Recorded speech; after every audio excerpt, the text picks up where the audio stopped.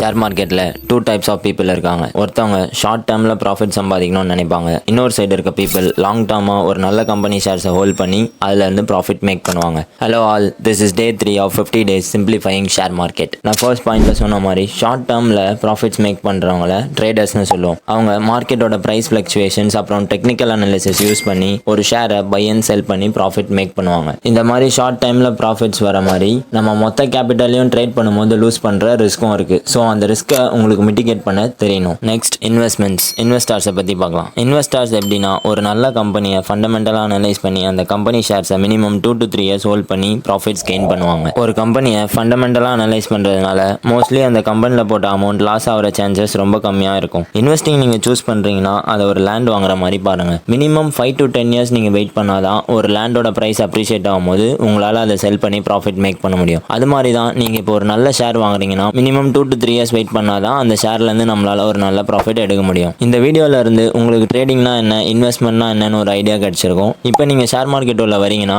நீங்கள் ட்ரேடரா இல்லை இன்வெஸ்டரான்னு கமெண்ட்டில் சொல்லுங்கள். நாளைக்கு வர வீடியோவை மிஸ் பண்ணாமல் இருக்க நம்ம பேஜை ஃபாலோ பண்ணிக்கோங்க.